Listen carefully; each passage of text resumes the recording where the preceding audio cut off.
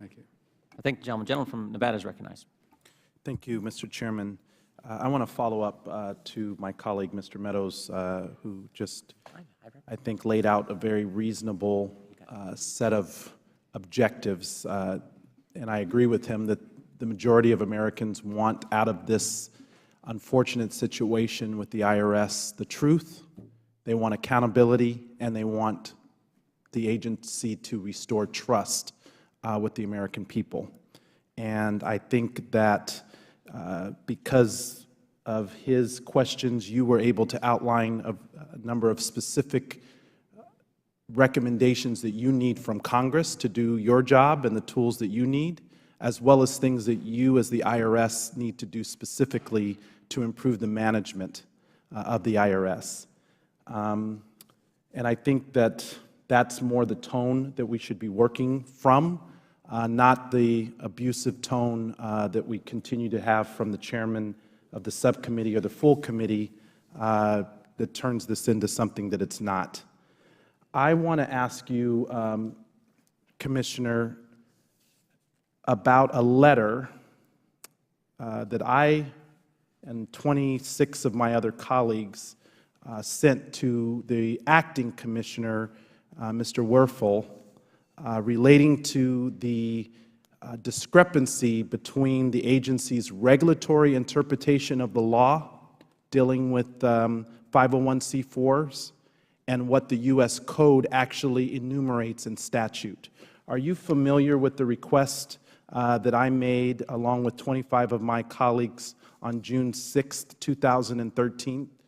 I'm not familiar with the specific language, but I do know a number of people have been encouraging us, when we look at the regulations for under the 501c4, to start with the statute which says that social welfare organizations under 501c4 should be exclusively involved in social welfare.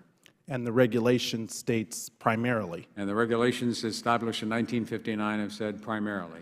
Isn't that problematic? Well, it's been around for a long time, and we have over 150,000 comments about how to deal with that issue, which we are seriously taking a look at.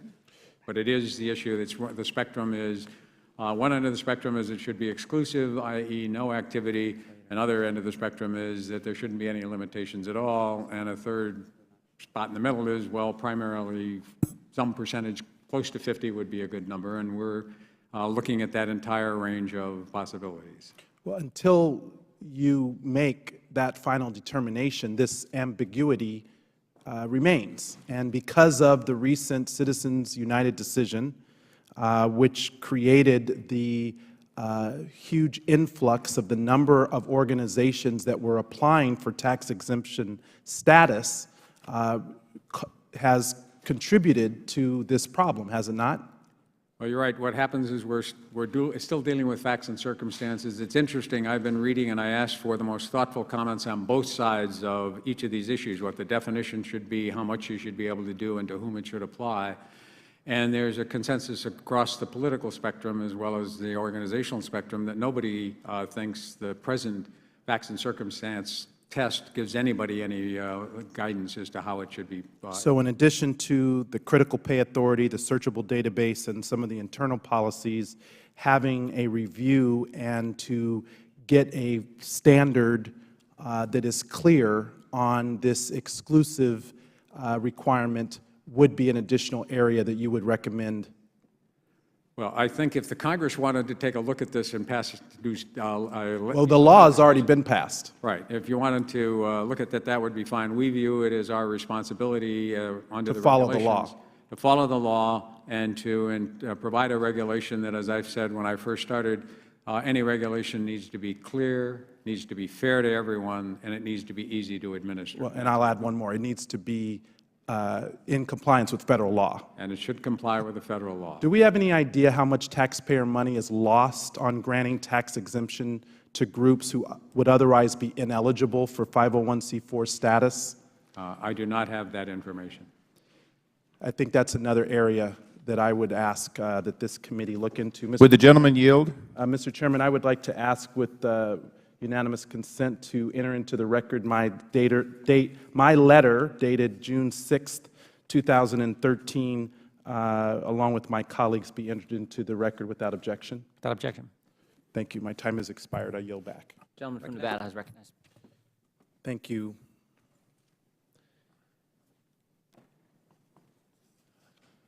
Mr. Meadows, you had me at the first round. The second round, I just find it interesting that we would use one example of one employee when there's some 90,000 employees.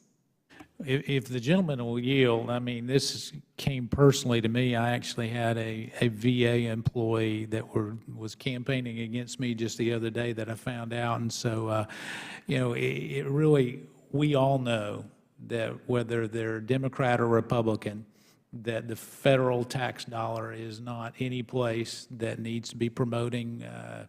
I wouldn't want them campaigning against you. And vice versa. So I appreciate the gentleman Reclaiming yielding. my time.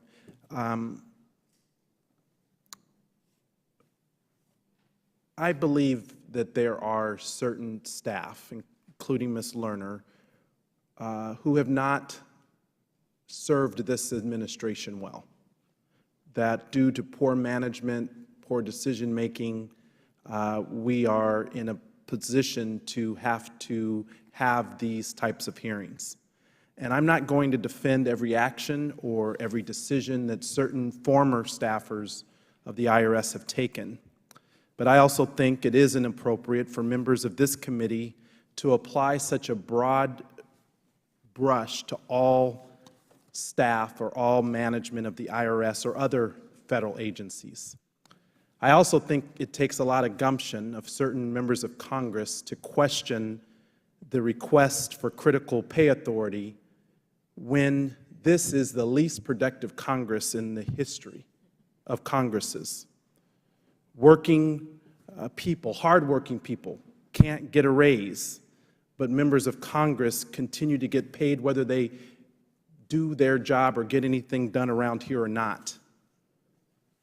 At the same time that we're having this hearing, which is the 15th hearing, there is a debate going on the floor right now that is crucial to our country's safety, to international relations, and is one of the most serious issues that this Congress is being confronted with. But instead, this chairman has decided to have the 15th hearing on the same issue, trying to assert the same allegations and never getting to the point of action on anything. So, Mr. Chairman, either we get on with the business of the American people that they have sent us here, or we need to stop wasting time and taxpayer resources. There are important issues that we need to be tackling. But unfortunately, this committee's time has been wasted in large part. Commissioner, I will take you at your word that you are working in earnest on this regulation because I think that this is part of the problem.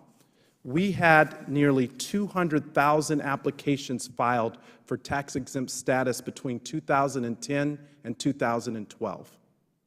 73,319 applications in 2012 alone. Your agency at that time did not approve about 22,000 of them. This is the world after Citizens United. And my colleagues on the other side, the chairman of this full committee, may want to say that this has nothing to do with it, but it has everything to do with it. And just because someone decides to make a donation to a 501c4 does not necessarily guarantee that that tax-exempt status should apply if they are not meeting the standard of the law, the federal law. And for us to not get a clear answer from the agency as to why, since 1959, the agency has been out of compliance with the federal law is the basis of the problem. So I'm not here to attack individual members of the IRS. I'm not here to cast cast aspersions on every action that's been taken, but I am here to hold you guys accountable.